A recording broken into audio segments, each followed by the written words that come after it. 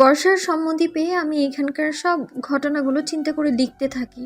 আমার লেখার মধ্য দিয়েই পুরো বাড়িতে সাথে সাথে আগুন লেগে ওঠে, দাও দাও করে। আগুনের মধ্য দিয়ে চিন্তা করি জানালা দিয়ে কোনো রকম ডায়েরিটা ফেলে দিব, কারণ আমাদের রুমে তেমন একটা আগুন ছিল না তখন। রুমের জানালা খোলা থাকায় গ্যাস তেমন একটা ছড়ায়নি, তবে 5 মিনিটের মধ্যেই হয়তো সবটা পুড়ে যাবে, সাথে আমরাও। কারণ বাড়িতে যে পরিমাণ আগুন লেগেছে, এখানে কেউ না আসলে আমাদের বাঁচাতে পারবে না, কেউ আসলেও পারবে না বাঁচাতে। চারদিকে শুধু আগুন আর আগুন, দাও দাও করছে। মৃত্যুটা নিজের খুব কাছ থেকে দেখতে ডায়েরিটা বন্ধ করে জানালা দিয়ে ফেলে দেওয়ার সিদ্ধান্ত নেই। আর তখনই কেয়ার বর্ষাও কান্না করছিল অঝরে। কেয়ার বর্ষা তখন একে অপরকে জড়িয়ে ধরে কান্না করছিল অঝরে, কারণ তখন আমাদের রুমের চারদিকেও আগুন ছড়িয়ে পড়েছিল। আমাদের হাতে কিচ্ছু ছিল না করার জন্য। আর এই আগুনে আমরা কেউ যে বাঁচবো না তাও নিশ্চিত। আমি চারপাশে আগুন ছড়িয়ে পড়তে দেখে দ্রুত গতিতে জানালা দিয়ে ডায়েরিটা ফেলে দিই নিচে। কেয়ার বর্ষার কাছে চলে আসবে এই সিদ্ধান্ত নেই। মরতে হবে নিশ্চিত, তাই জীবনের শেষ মুহূর্তগুলো আপনজনকে জড়িয়ে ধরেই মরতে চাই। বর্তমান ডায়েরিটার শেষ অংশটা পড়েই অঝরে কেঁদে উঠি আমি। তৃপ্তি, বর্ষা, কেয়ার সাথে ঘটে যাওয়া প্রতিটা মুহূর্তে ছিল অনেক স্মৃতি বিচক্ষণ। ঘটে যাওয়া প্রতিটা মুহূর্তে ছিল অনেক স্মৃতি, কিন্তু তাদের জীবনের শেষ মুহূর্তটা ছিল কষ্টদায়ক। আর এই শেষ মুহূর্তটাই কিছুতেই মেনে নিতে পারছি না আমি। তাই কান্নাটা যেন বুক ফেটে আসছে ভেতর থেকে আমার হৃদখানের জন্য। ওনার জীবনের ভালোবাসার একটা মানুষ ছিল, আর সেই মানুষটাকে হারাতে হয় নিয়তির কাছে। উনি কি করে পারছে সবটা মেনে নিতে? আর কারো অতীত এতটা ভয়াবহ হতে পারে, এই ডায়েরিটা না পড়লে কখনো বুঝতেই পারতাম না আমি। ডায়েরিটা পরের পৃষ্ঠাগুলোতে কিছুই লেখা ছিল না। শূন্য পাতা দেখে আমি কান্নায় ছেয়ে আরো অস্থির হয়ে উঠি, কারণ এরপর কি হয়েছিল ওদের সাথে সেটা জানার জন্যে। ওরা তিনজনই কি মারা গিয়েছে ওই ভয়াবহ আগুনে পুড়ে?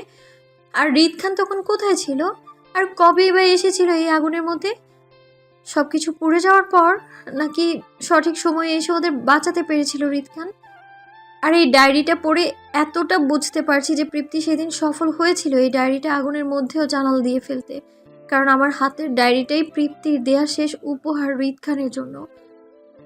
আমি এই কথাগুলো চিন্তা করেই আরো অস্থির হয়ে উঠি তৃপ্তি, বর্ষা, কেয়ার শেষ অতীতটা জানার জন্যে।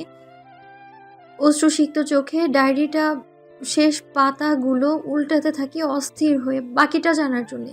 সেদিন কি হয়েছিল কেয়া, বর্ষা আর তৃপ্তির সাথে। আমি কান্না করতে করতে অস্থিরতা নিয়ে একের পর এক পাতা উল্টাতে থাকি, আর কোথাও কিচ্ছু লেখা আছে কিনা সেটা জানার জন্যে। কিন্তু কোথাও কোনো লেখা না দেখে এবার হালকা হালকা শব্দ করে ফোঁপাতে থাকি, কান্না করতে করতে আর খুঁজতে থাকি। সম্পূর্ণ ডায়েরিটা খুঁজে কোথাও আর কোনো লেখা না দেখে এবার ফুপিয়ে উঠে কেঁদে শব্দ করে উঠি আমি। আর অস্থিরতা যেন এবার আমার বহু গুণ বেড়ে যায় আমার বাকি প্রশ্নের উত্তরগুলো জানার জন্যে। আমার এত এত প্রশ্নের উত্তর কে দেবে আমায়? কার কাছে যাব আমি এইসব প্রশ্ন নিয়ে? পরিবারের কারো কাছে যেতে পারবো না, কারণ তারা আমার এইসব প্রশ্নের উত্তর কখনোই দিবে না। উল্টো আমি বিপদের সম্মুখীন হতে পারি আর আমার লক্ষ্য থেকে সরে যেতে পারি। আর সবচেয়ে গুরুত্বপূর্ণ বিষয় হচ্ছে, তারা কি আদৌ জানে কেয়া, বর্ষা, তৃপ্তির সাথে জড়িত রিদ খানের অতীত সম্পর্কে? মাথায় প্রশ্ন অনেক, কিন্তু উত্তর দেওয়ার মতো কেউ নেই। লাস্ট এই ডায়েরিটা ছিল, সেটাও অর্ধেকটা লেখা, তাও তৃপ্তি মরার আগ পর্যন্ত। এরপর কি হয়েছে সেটা শুধু রিদ খানই বলতে পারবে, কিন্তু তিনি আমায় কখনোই বাকিটা বলবে না। আমার সব প্রশ্নের উত্তর তিনি কখনোই দিবে না, সেটা উনি আরও আগেই বলে জানিয়েছেন। আর ওনার যদি নিজের মুখে বলার হতোই, তাহলে উনি আমায় এতটা গোলক ধাঁধায় ফাঁসাতো না। তাই আমি শত চেষ্টা করেও ওনার মুখ থেকে একটা প্রশ্নের উত্তর পাবো না, এটা চিন্তা করে আমি আরো অস্থির হয়ে উঠি। বিছানায় উপর হয়ে ডায়েরিটা জড়িয়ে ধরে ফুপাতে থাকি। কি করব, কার কাছে যাব, কিছু বুঝতে পারছি না আমি। সবকিছু যেন আমার কাছে এলোমেলো লাগছে, খুব বেশি অগোছালো লাগছে, সাথে বড্ড অসহায়ও মনে হচ্ছে নিজেকে। বেশ সাজগোজের সাথে বেলকনিতে দাঁড়িয়ে আছি আমি, দৃষ্টি আমার আকাশের শূন্যতে বহমান। অস্থির মন আর শূন্য অনুভূতি নিয়ে দাঁড়িয়ে আছি বেলকনির গ্রিল ধরে। তৃপ্তি ডায়েরিটা পড়ে শেষ করেছি আজ 3 দিন হয়েছে। এই 3 দিনে লক্ষবার চেষ্টা করেও তৃপ্তির সাথে ঘটে যাওয়া শেষ অংশটা জানতে পারিনি। এই 3 দিনে হৃদ খানের সাথে একবারও দেখা করতে পারিনি আমি। শুধু একবার ফোনে কথা হয়েছিল, আর তখন শুধু আমি ওনাকে এতটা জিজ্ঞেস করেছিলাম যে তৃপ্তির সাথে সেদিন কি হয়েছিল। বর্ষা, তৃপ্তি, কেয়া ওরা কি বেঁচে আছে নাকি মারা গেছে? হৃদ খান আমার এতটুকু শোনার পরপরই কলটা কেটে দেয় আমার, আর কিছু বলার সুযোগ দেয়নি আমাকে। পরে আমি গিয়েছিলাম ওনার সাথে দেখা করতে, কিন্তু উনি কোনোভাবেই আমাকে ওনার অবধি পৌঁছতে দেয়নি। তাই আজ আমি ব্যর্থ পথিক হয়ে এখানে দাঁড়িয়ে আছি। এখন দুপুর 2টা বাজে, বাইরে কাঠ পোড়া রোদ।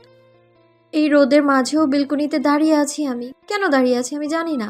যেটা জানি সেটা হলো আমার কিছুই ভালো লাগছে না।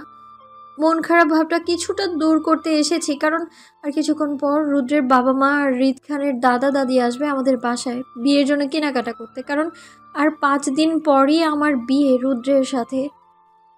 পুরো পরিবারের আমার বিয়ে নিয়ে হইচই বেঁধে আছে।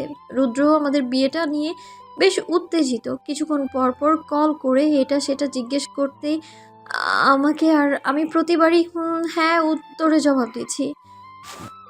আমার এমন চিন্তা ভাবনার মাঝেই রুদ্রের পরিবার এসে হাজির হয় আমার বাসায়। 3টা গাড়ি করে ওনারা সবাই আসে আমাদের বাড়িতে।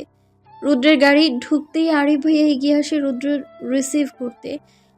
সবাই হাসি মুখে একে একে আমাদের বাসার ভেতরে প্রবেশ করার সময় রুদ্র হঠাৎ উপরের দিকে একটা নজরে তাকিয়ে আমাকে দেখে নেয় হাসি মুখে। রুদ্রের মুচকি হাসিতে আমি কোনো রিয়্যাক্ট না করে চারপাশে চোখ বুলাই হৃদ খানকে দেখার জন্যে। ব্যস্ত হয়ে চারপাশে চোখ বুলিয়েও কোথাও হৃদ খানকে না দেখে মুহূর্তে কান্না চলে আসে আমার। একটা লোক কতটা পাষাণ হলে একটা মেয়ের সাথে এতটা খারাপ করতে পারে? উনি বুঝতে পারছেন আমি বড্ড অস্থিরতায় দিন পার করছি এখন। এই মুহূর্তে ওনাকেই আমার প্রয়োজন, আর উনি ইচ্ছে করেই আমায় ধরা দিচ্ছে না। উনি জানে এখানে আসলে আমার প্রশ্নের সম্মুখীন হতে হবে, আর সেটা জেনেই আসেনি। আমি নিশ্চিত এটা গুন্ডা লোক আমাকে জ্বালানোর জন্য। ওনার বড্ড সুখ লাগে, আমি জানি তো আমাকে জ্বালালে। এই কথাগুলো ভাবতেই কাঁদো কাঁদো হয়ে উঠি আমি। আমার কাঁদো কাঁদো মনোভাবের সাথেই হঠাৎ কেউ পেছনে উচ্চস্বরে ডেকে ওঠে আমায়। চমকে উঠে টলমল চোখে পেছন ফিরে তাকাতেই চোখে পড়লো আরিফ ভাইয়ার বউকে। ভাবিকে একটা সবুজ শাড়ি জড়িয়ে আছে গায়ে, দেখতে পরি চেয়েও কোনো অংশে কম মনে হচ্ছে না আমার। আমি ভাবির দিকে টলমল চোখে তাকাতেই চমকে উঠে ভাবি আমাকে উদ্দেশ্য করে বলে ওঠে, এ কি মায়া, কান্না করছিস কেন? এ কি মায়া, কান্না করছিস কেন? ভাবির এমন কথায় রক্তচাপ হয় আমার। হয়তো খিটখিটে মেজাজে উত্তর দিয়ে বলি, মনে সুখে কান্না হয়েছে এবার। আমার এমন কথায় ভাবি কি বুঝতে পারলো তা জানি না, তবে সাথে সাথে একটা মুচকি হাসি দিয়ে এগিয়ে এসে আমার একগাল স্পর্শ করে আদরের সহিত বলে ওঠে, পাগল মেয়ে, কান্না করছিস কেন? বিয়ের সময় সব মেয়েদেরই প্রথম প্রথম এমন কান্না পায়, কষ্ট লাগে। একটা সময় দেখবি সব ঠিক হয়ে গেছে। যখন নিজের ভালোবাসা মানুষটাকে কাছে পাবি সব সময়, তখন আর আমাদের কারোর জন্যই তোর খারাপ লাগবে না, কান্নাও আসবে না। সত্যি বলছি। ভাবির এমন কথায় মাথা ঘুরিয়ে ওঠে আমার। কান্না বাদ দিয়ে মেজাজ খারাপ হয়ে যায় মুহূর্তেই। আমি কখন বললাম যে আমি বিয়ের জন্য মন খারাপ করে কান্না করছি? আমি তো আমার দুঃখে কান্না করছি, আর উনি কি বুঝে সান্ত্বনা দিচ্ছে আমায়? ধুর। বিষয়টা বুঝতে পেরেই আমি রাগে দুঃখে বলে উঠি, ধুর বাবা, আমি এই গাঁজাখোর, কোথায় কি বলছি আমি, ধুর। এমনি নিজের কষ্টে বাঁচি না, বিয়ের জন্য কাঁদার সময় আছে নাকি আমার? থাকবই না আমি এখানে, ধুর। কথাগুলো বলেই আমি ভাবির হাতটা আমার গাল থেকে সরিয়ে নিয়ে রাগে গজগজ করতে করতে ধূপ ধাপ পা ফেলে ভাবিকে আমার রুমে রেখে বেরিয়ে যাচ্ছি রুম থেকে। আর ভাবি আমার এমন আচরণে আর কথায় মুহূর্তেই বোকা বনে যায়। উনি আমাকে সান্ত্বনা দিতে এসে উল্টো ফ্যাসাদে পড়ে যায়, যেটা এটা ভেবে। তাই উনি কনফিউজড হয়ে আমাকে উদ্দেশ্য করে বলে ওঠে, আরে কি হয়েছে বলবি তো নাকি? কান্না করছিস কেন? আর মা পাঠিয়েছেন তোকে নিচে নিয়ে যেতে। রুদ্রের পরিবারের সবাই চলে এসেছে। ভাবির এমন কথায় আমি কিছু না বলে জিদে ফুসফুস করতে করতে বলে উঠি, সেখানেই যাচ্ছি আমি বিয়ে ব্রত শুদ্ধ স্বর করতে। আমাদের ড্রয়িং রুমে মেহমান মহলে বসে আছি আমি, রাগটা চেপে ধরে। আমার আশেপাশে এত এত বকবক করা পার্টির সামনে আমি একাই সেই কখন থেকে চুপচাপ বসে আছি পাথরের মূর্তি সেজে। আম্মুর জন্যে ঠিকঠাক নড়াচড়াও করতে পারছি না।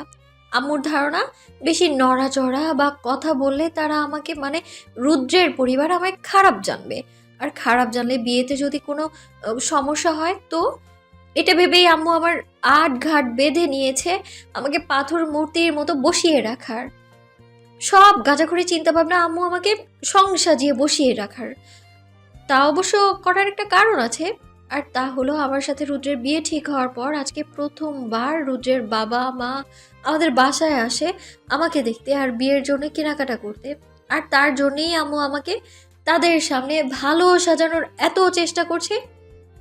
কিন্তু এতে আমার দম বন্ধ হয়ে আসছে, মনে হচ্ছে আর কিছুক্ষণ এইভাবে শ্বাস আটকে বসে থাকলে আমি হঠাৎই ফেটে পড়বো সবার সামনে বোমের মতো। চঞ্চলতা আমার নিজই স্বভাব, এটাই আমি। আমি এমনটাই, যে আমাকে চায় সে আমার সবটা দেখে পছন্দ করবে, এটাই তো স্বাভাবিক। কারো জন্য কিছু ছেড়ে দিয়ে বা আমাকে তার জন্য নিজেকে চেঞ্জ করতে হবে এটা মোটেও আমার ধর্ম না। এটা আমি পারবোই না, কোনো কালেই না। তাহলে আম্মুকে কে বোঝাবে এই বিষয়টা? এখানে উপস্থিত সবাই আছে শুধু রিদ খান ছাড়া। উনি কোথায় আছে সেটাও জানি না, কারণ ওনার সম্পর্কে কেউ কিছু এখনো বলেনি। ওনাকে আজ হঠাৎই খুব বেশি মিস করছি আমি। হয়তো ওনাকে নিয়ে ইদানিং খুব বেশিই ভাবছি কয়েকদিন ধরে। তাই একটা নজর দেখার জন্য আকাঙ্ক্ষা বাড়ছে আমার। আমার নীরবতার সাথে শেষ হয় সবার খাওয়া দাওয়া আর আলোচনা পর্ব। আমাদের পরিবার সহ সবাই বের হচ্ছে শপিং মলের উদ্দেশ্যে। আমাদের পরিবারের সবাই যেহেতু যাবে, সেই জন্য আরো দুটো গাড়ি অ্যাড হয়েছে এখানে। আসিফকে দেখে আমি খুশি হয়েছিলাম, মনে করেছিলাম রিদ খান বুঝি এক্ষুনি এসেছে আমার সামনে। কিন্তু ওনাকে একবারও আসতে না দেখে আমার সুপ্ত মনটা আহত হচ্ছে বারবার। আমি মন খারাপ ভাব টেনে উঠে বসি রুদ্রের গাড়িতে, দাদির সাথে পেছনের সিটে। রুদ্র ড্রাইভ করছে, দাদাজান রুদ্রের সাথে সামনের সিটে বসেছে, আর আমি আর দাদি পেছনের সিটে বসেছি। বাকিরা অন্য গাড়িগুলোতে আসছে আমাদের পেছন পেছন। আমি মন খারাপ করে চুপ করে সিটে বসে আছি অন্যমনস্ক হয়ে। এভাবে কিছুক্ষণ গাড়ি চলার পরপরই দাদি আমার পাশ থেকে হঠাৎই চিন্তিত সুরে রুদ্রকে উদ্দেশ্য করে বলে ওঠে, রুদ্র, তুই কি জানিস হৃদ এখন কোথায়? দাদির এমন কথায় যেন মুহূর্তেই প্রাণটা ফিরে আসে আমার। আমি দ্রুত গতিতে ঠিক হয়ে বসে রুদ্রের দিকে তাকাই কাতর দৃষ্টিতে, রুদ্র কি বলে সেটা শোনার জন্যে।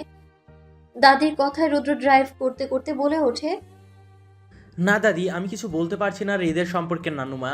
ওর সাথে আমার লাস্ট কথা কাল দেখা হয়েছিল, এরপর কোনো কথা বা দেখা হয়নি।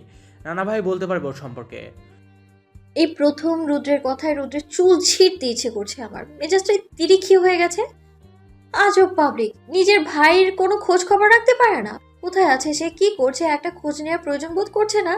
কেমন ভাই সে? মনে মনে রুদ্রকেও গালি দিতে ইচ্ছে করছে আমার।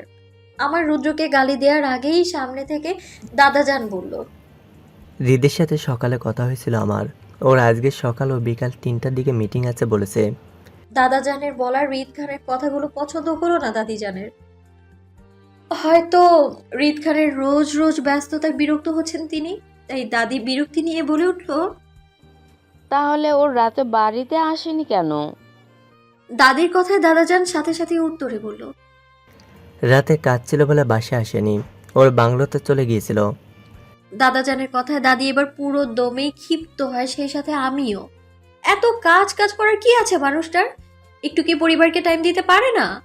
কই, তৃপ্তিকে টাইম তো ঠিকই দিতে পারে সে, সেই সময় তো এত ব্যস্ততা দেখায়নি। তাহলে এখন এত কাজ কাজ করে কেন লোকটা? আমাদের জন্য কি একটুও মন জ্বলে না তার? আমার এমন রাগের মধ্যে দিয়েই দাদির রেগে দাদাজানকে উদ্দেশ্য করে বলল, ওর এত কিসের কাজ যে পরিবারকে টাইম দিতে পারবে না? হ্যাঁ, তুমি এক্ষুনি ওকে কল দিয়ে বলো সব মিটিং বাদ দিয়ে আমাদের সাথে শপিং মলে আসতে, আর সেটা আমার অর্ডার ওর জন্য। দাদির এমন কথায় মনে মনে বেশ খুশি হই আমি। ইচ্ছে করছে দাদির কোলে বসে জড়িয়ে ধরে অনেকগুলো চুমু খাই তাকে। এক কথায় চুমুর বৃষ্টি বর্ষণ করি আমি দাদির উপর, এত ভালো একটা কথা বলার জন্যে। আহা, মনটাই জুড়িয়ে গেল আমার। বাছাধন বিগত কয়েকদিন ধরে বেশ জ্বালিয়েছে আমায়, আমার সামনে না এসে। আজ আসুক একবার সামনে, তখন বোঝাবো আমি কি। আমি খুশিতে গদগদ হয়ে দাদাজানের দিকে তাকাই। দাদাজান পকেট থেকে ফোনটা বের করে রিদ খানকে কল দেয়। বেশ কয়েকবার ওনার পার্সোনাল ফোনে ফোন দেওয়ার পর উনি রিসিভ করেনি একবারও। আমি আগ্রহ নিয়ে তাকিয়ে দাদাজান বলে ওঠে দাদিকে,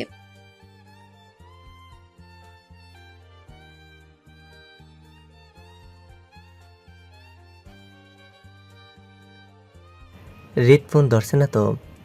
দাদাজানের কথায় দাদি কিছু বলবে, পাশ থেকে রুদ্র বলল। হয়তো হৃদ মিটিংয়ে আছে, 3টা বেজে গেছে তো তাই ধরছে না। রুদ্রের কথায় দাদাজান সম্মতি জানিয়ে বলল। হয়তো। রুদ্রের কথায় দাদি যেন মুহূর্তে আরো ক্ষেপে যায়। আর আমার এবার কষ্টে কান্না করতে ইচ্ছে করছে। কাকে বোঝাবো আমার এমন কষ্টদায়ক বেদনাগুলো?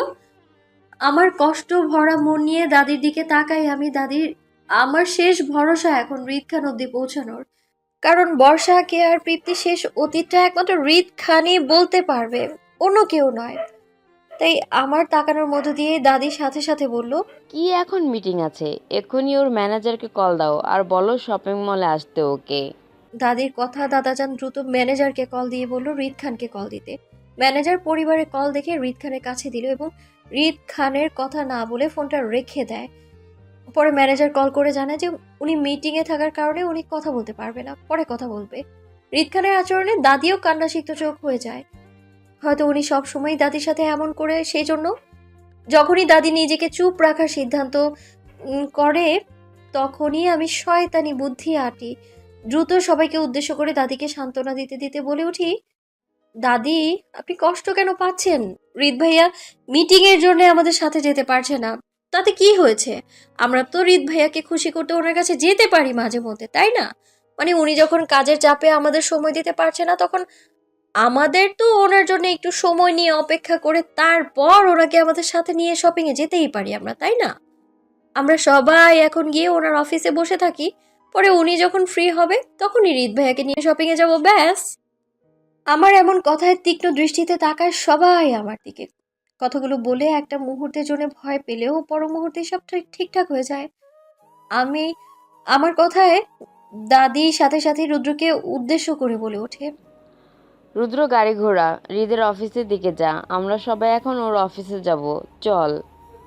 এত তাড়াতাড়ি দাদিকে আমার কথা মানতে দেখে ইচ্ছে তো করছে লুঙ্গি ডান্স দিতে গাড়ির ভেতরে খুশিতে। আহা, এবার গিয়ে আমার শান্তি লাগছে, বড্ড শান্তি লাগছে। অবশেষে আমি আমার লক্ষ্যে পৌঁছতে পারবো, এইটা ভেবে শান্তি লাগছে। হৃদ খানের কনফারেন্স রুমে বসে আছি আমি। একা বসে নেই আমি মোটেও এখানে। ওয়েট, এখানের পরিস্থিতিটা আগে আপনাদের বুঝিয়ে নেই। দাদি হৃদ খানের চেয়ারে বসে বসে কান্না করছে আর টেবিল থেকে টিস্যু নিয়ে নাকের পানি মুছছে, চোখের পানি মুছছে বারবার। আর উনি নিজের দাদির সামনে একটা চেয়ার টেনে বসে আছে, সাথে এক হাতে একটা পানির গ্লাস নিয়ে বসে আছে আর বিব্রতকর দৃষ্টিতে তাকিয়ে আছে দাদির দিকে। কারণ এই মুহূর্তে এমন কিছু হয়তো উনি আশাই করেনি। আর আমি ঠিক ওনার সামনের চেয়ারে বসে টেবিলের উপর ঝুঁকে দুই গালে হাত দিয়ে হা হয়ে ড্যাব ড্যাব করে তাকিয়ে আছি শুধু হৃদ খানের দিকে এক দৃষ্টিতে। একটা পলকের জন্যও দাদির দিকে অবধি তাকাচ্ছি না। আমরা তিনজনই ওনার এই কনফারেন্স রুমে বসে আছি, অন্য কেউ নেই। সবাই বাইরে বসে আছে। সবাই দাদির কষ্টটা বুঝে বাইরে বসে আছে, ভিতরে আসছে না কেউ। আমারও এখন বাইরে থাকার কথা ছিল, কিন্তু আমি ইচ্ছে করেই যাইনি। আমি কেন বাইরে যাব? দাদি আমার বুদ্ধি আজ এইখানে এসেছে ওনার সাথে দেখা করতে, তাই আমার এখন ওনার সাথে থাকার অধিকার আছে, দুজনের মধ্যে থাকার অধিকার আছে। আসলে তখন যখন গাড়িতে দাদি আমার কথা মতো হৃদ খানের অফিসে হামলা করেন এবং কাউকে কিছু না বলে সোজা হৃদ খানের কনফারেন্স রুমে চলে আসে, যেখানে উনি জরুরি ভিত্তিতে সবার সাথে মিটিং করছিল, তখন আমারও কৌতূহলটা এতটাই ছিল যে আমিও দাদির পেছন পেছন দৌড়ে চলে আসি এখান অবধি। হঠাৎ করে দাদি ওনার কনফারেন্স রুমে হামলে পড়ায় সবাই চমকে ওঠে, দরজার দিকে তাকায় এবং দরজার সামনে দাদিকে রাগান্বিত ফেজে দাঁড়িয়ে থাকতে দেখে হৃদ খান সবাইকে হাতের ইশারায় চলে যেতে বলে রুম থেকে। ওনার ইশারা মতো কেউ কোনো রকম বাক্য ব্যয় না করে চুপচাপ রুম থেকে চলে যায় বাইরে। সবাই বাইরে যেতেই উনি এগিয়ে আসে আমাদের দিকে, আর আমি তখনও দাদির পাশেই দাঁড়িয়েছিলাম। উনি একটাবারও আমার দিকে দেখার প্রয়োজন বোধ করেনি, কিন্তু আমি ওনার দিকে তাকিয়েছিলাম এক দৃষ্টিতে। দাদি কষ্টে ফুপিয়ে ফুপিয়ে কাদার মধ্য দিয়ে উনি জোর করে হালকা পানি খাওয়ায় দাদিকে, পরে গ্লাসটা টেবিলের উপর রাখতে গিয়ে সরাসরি তাকায় আমার দিকে। দুজনে চোখাচোখি হলেও আমি তখনও পলকহীন চোখে ড্যাব ড্যাব করে তাকিয়েছিলাম ওনার দিকে। আমার এমন তাকানোতে বিরক্তি প্রকাশ করেন মুহূর্তেই। কোনো কিছু না বলে ঠাস করে উচ্চ শব্দ করে গ্লাসটা রাখে টেবিলের উপর। তারপর আবারও মনোযোগী দাদির দিকে। ওনার এমন করাতে আমি চমকে উঠলেও আমার বিশেষ কোনো পরিবর্তন আসেনি, ঠিক আগের মতোই ছিলাম আমি। তখনই উনি দাদিকে বিরক্তি নিয়ে বলল। দাদি কি হয়েছে বলবে তো? এমন করে কান্না করছো কেন? দাদি ওনাকে কোনো রকম উত্তর না দিয়ে কান্না করেই চলেছে। তখনই আমি আগের মতো করে তাকিয়ে থেকে বলে উঠি, আপনার জন্য। আমার এমন কথায় তীক্ষ্ণ দৃষ্টিতে তাকায় উনি আমার দিকে। পরে কিছু না বলে আবারও দাদির দিকে তাকিয়ে থেকে বলল। আমি কি করেছি তুমি বলবে তো নাকি? এবারও দাদিকে কিছু বলতে না দেখে আমি পাশ থেকে বলে উঠি, কি করেননি সেটা তো বলেন। আপনি আমাদের সব সময় ইগনোর কেন করেন? সময় দেন না কেন আমাদের? আমার এমন উত্তরে কপাল কুঁচকে এলো ওনার। আমি ওনাকে কি বোঝাতে চাইছি সেটা বুঝতে না পেরে হালকা সন্দেহের দৃষ্টিতে তাকিয়ে বলল। মানে? ওনার এমন দৃষ্টিতে আমি হালকা নড়ে চড়ে বসি। আমি কি বলেছি ওনাকে সেটা বুঝতে পেরে দ্রুত আবারও কথা ঘুরিয়ে বলে উঠি, মানে আপনি দাদির কথা শুনেন না, দাদিকে ঠিকঠাক সময় দেন না, এই আর কি। আপনি ছাড়া দাদির কি আর কেউ আছে বলেন, যাকে নিয়ে দাদি সময় কাটবে? একমাত্র আপনিই তো তার ভরসা স্থান, তাই না? তারপর আপনি বিয়েও করছেন না। আপনি যদি ঠিক সময় বিয়েটা করতেন তাহলে আজ আপনার একটা ছেলে মেয়ে থাকতো, যাকে নিয়ে দাদি সময় কাটাতে পারতো, তাই না? কথায় কথায় অনেকগুলো গপ গপ করে বাজে কথা বলে দিয়েছি ওনাকে, যেটা ওনার কাটা ঘায়ে নুনের ছিটার মতো ছিল। আর কেউ না জানুক, আমি তো ওনার অতীতটা সম্পর্কে জানি, ভালো করেই জানি। আমার একদমই উচিত হয়নি ওনাকে এইসব কথাগুলো শোনানোর। নিজের কথার জালে নিজেই ফেঁসে গেলাম আমি। কি বলে ফেলেছি সেটা বুঝতে পেরে মুহূর্তেই নিজে দুই হাতে মুখ চেপে ধরি শক্ত করে ভয়ে। আর উনি দাঁতে দাঁত পিষে আমার দিকে রাগে কটমট করতে করতে তাকিয়েছিল। আর তখনই দাদি পাশ থেকে সম্মতি জানিয়ে বলে ওঠে, আমার কথা তো তুই একদমই শুনতে চাস না। তোর সাথে ভাই বিয়ে করছে আর তুই পালিয়ে বেড়াস আমাদের থেকে। তুই কখনো আমার কথা শুনতে চাস না, বুঝতে চাস না। কি করেছে আমি তোর সাথে? কথাগুলো বলেই দাদি আবারও ফুপিয়ে কেঁদে ওঠে কষ্টে, ওনার সামনে নিচের দিকে তাকিয়ে থেকে। হৃদ খান আমার দিকে নাক মুখ শক্ত করে তাকিয়ে থেকে দাদিকে উদ্দেশ্য করে বলে, দাদি এবার থেকে তোমার সব কথা শুনবা, আর কষ্ট দিব না তোমায়। তুমি যা বলবে তাই হবে, তোমার কথাই শেষ কথা হবে। সত্যি বলছিস তুই? সত্যি। বিয়ে করতে বললে করবি তুই? উনি আমাকে এক পলক দেখে সাথে সাথে সম্মতি জানিয়ে দাদিকে বলল, হ্যাঁ করব, তবে 5 দিনের মধ্যে। তবে মেয়ে তুমি ঠিক করবে, যাকে বলবে তাকে বিয়ে করব। তবে রুদ্রর বিয়ের দিনই আমিও বিয়ে করব। একই দিনে দুটো বিয়ে হবে, আর নয়তো নয়। তাই তুমি মেয়ে ঠিক করো দ্রুত। ওনার এমন বোম ফাটা কথায় মুহূর্তেই আমি দাদি আকাশ থেকে পড়লাম। দাদির চোখে মুখে আনন্দ চিকচিক করলেও আমার চোখে মুখে ছিল ভয়ের ছাপ। এটা কিসের তা আমি জানি না, তবে এই ছেলে হঠাৎ করে বিয়ে করে ফেলবে, তাও এতটা অল্প সময়ের, এটা কি করে সম্ভব? ওনার কথায় শকড হয়ে বসে আছি আমি জায়গায়। আর তখনই উনি উঠে চলে যায় এখান থেকে, আর কোনো রকম বাক্য ব্যয় না করে। আমি তো তখনও হাঁ হয়ে বসেছিলাম, স্তব্ধ হয়ে। কি বলবো, তার ভাষাই হারিয়ে ফেলেছি আমি। শাড়ির শোরুমে অসংখ্য শাড়ির সামনে বসে আছি আমি। আমার উপর শাড়িগুলো সবাই এটা সেটা ধরে ধরে দেখছে সেই কখন থেকে। রাত প্রায় 8টা ছুঁই ছুঁই। এখানে উপস্থিত সবাই রয়েছে, হৃদ খানও রয়েছে, তবে আমাদের উপর তার কোনো রকম কোনো মনোযোগ নেই। ফোন হাতে নিয়ে মনোযোগ সহকারে যেন কি একটা করছেন উনি। আর আমি বারবার ঘাড় বাঁকা করে ওনার দিকে তাকাচ্ছি, কিন্তু উনি বিন্দু মাত্র আমার দিকে তাকাচ্ছে না পর্যন্ত। আরিফ ভাই রুদ্রকে নিয়ে গেছে ওর বিয়ের জন্য শেরওয়ানি দেখতে, অনুভব পাশে। আর আমি একের পর এক শাড়ি নিজের উপর রেখে ওনার দিকে তাকাচ্ছি বারবার। কি ভাই, উনি কি একটাবার দেখার প্রয়োজনও বোধ করছে না? এমন করতে করতে একটা সময় আমার প্রচণ্ড রাগ উঠে যায় ওনার উপর। আর সেই রাগের রেশ ধরেই সবাইকে মিথ্যে বলে রেখে উঠে পড়ি, সেখান থেকে চলে যাই। একদমই ওনার সামনে গিয়ে দাঁড়াই, নাক মুখ শক্ত করে বলে উঠি, কি সমস্যা আপনার? আমি কিছু ইশারা করছি সেই কখন থেকে, সেটা কি দেখছেন না আপনি? কেন দেখছেন না? আমার এমন কথায় বিন্দু মাত্র ভাবান্তর ঘটলো না ওনার। উনি দিব্যি আগের মতো করে ফোনে লেগে আছে নিজের মতো করেই।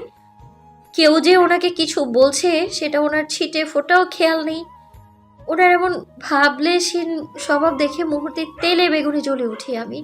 আশ্চর্য কাণ্ড, কি এমন করেছি আমি ওনার সাথে যে উনি আমার কথাটা পর্যন্ত শুনতে যাচ্ছে না? এতটা ইগনোর করছে কেন আমায় বারবার? আমি আর নিজেকে ধরে রাখতে না পেরে কপট রাগ দেখিয়ে বলে উঠি, হ্যালো, আপনাকে বলছি আমি। এখানে আমি সবাইকে ডিঙিয়ে আপনাকে কিছু ইশারা করছি আর আপনি কিনা সেটা পাত্তা দিচ্ছেন না, দিব্যি ফোন টিপছেন। কেন করছেন আপনি এটা? খানিকটা উচ্চ স্বরেই কথাটা বলি আমি। জানি না ওনার কাছে আমার কথাগুলো কেমন লেগেছিল, কিন্তু তখন এক মুহূর্তের জন্য মনে হয়েছিল আমি অনেক বেশি অধিকার খাটাচ্ছিলাম ওনার উপর। আর সেটা কেন তা আমি নিজেও জানি না, কিন্তু তখন এক মুহূর্তের জন্য মনে হয়েছিল যে আমি যেটা করছি সেটা হয়তো ঠিক করেছি। আমার এমন শত চিন্তা ভাবনা পেছনে ফেলে উনি খানিকটা বিরক্তি নিয়ে আমায় বলল, কি চাই তোমার? বিরক্ত কেন করছো? আমি বিরক্ত করছি নাকি আপনাকে? বোকার মতো কথা বলো না, যাও তো এখান থেকে।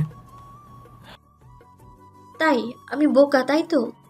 তাহলে বোকামের একটা কাজ করেই ফেলি কেমন? মলের সবাইকে চিৎকার করে বলি যে আমি আপনাকে বিয়ে করতে চাই, আর আপনি আমায় প্রপোজ করেছেন, সেটা বলে কেমন হবে বলুন তো? উনি ডোন্ট কেয়ার ভাব নিয়ে বলল। Has your wish. ওনার এমন কথা আমি ভ্যাবাচাকা খেয়ে গেলাম মুহূর্তেই। আমার এমন বলাতে কি ওনার কিছু যায় আসে না?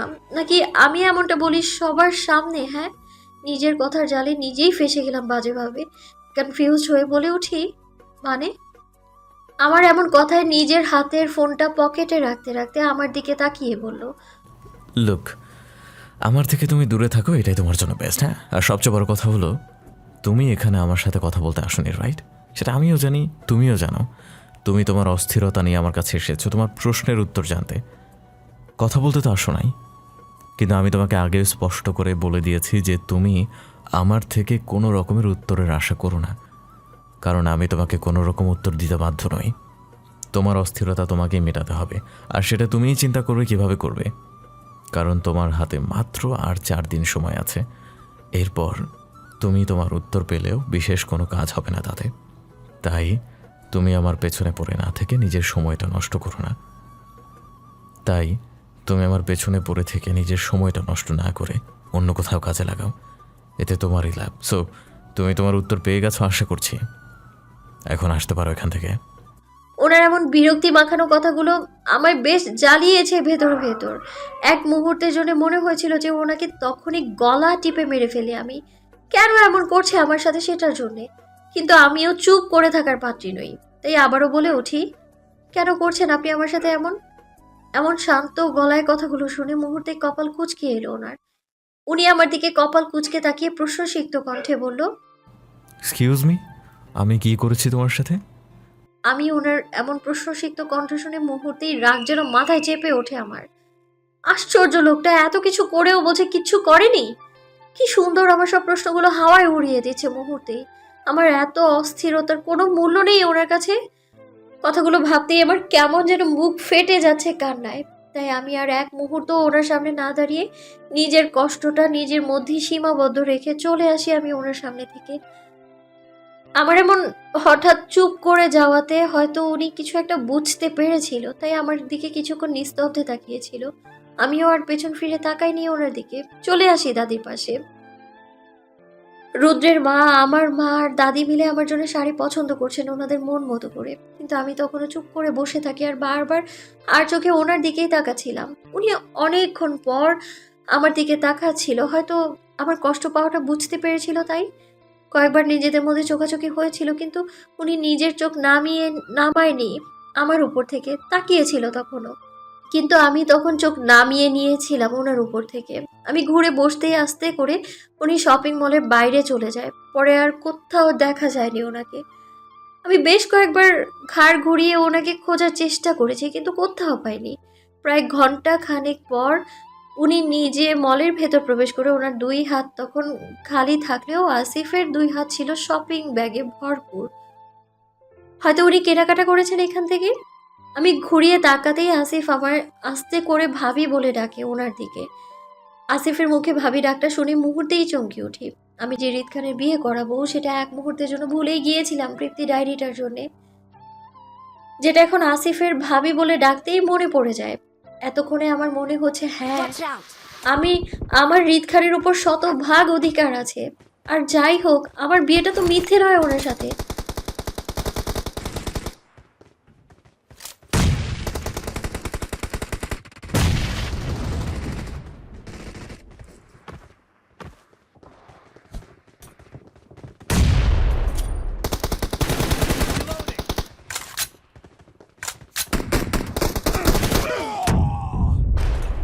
Watch out!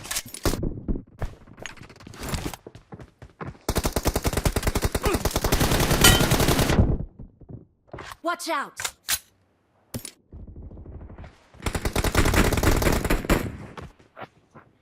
Mark the location.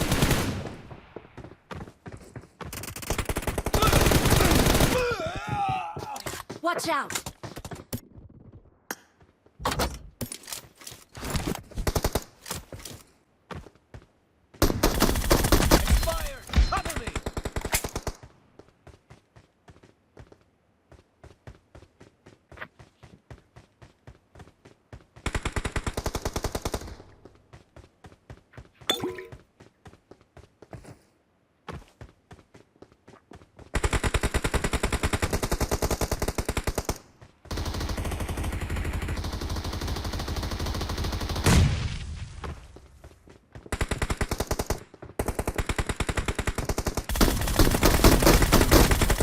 Team is in the lead.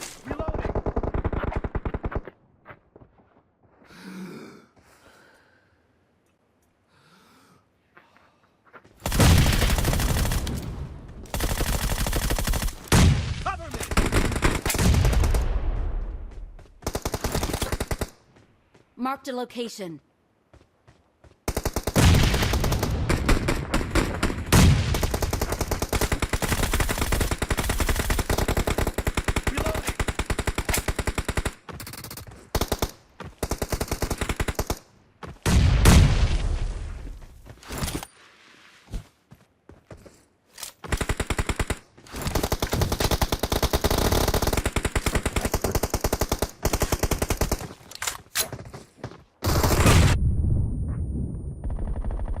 Marked a location.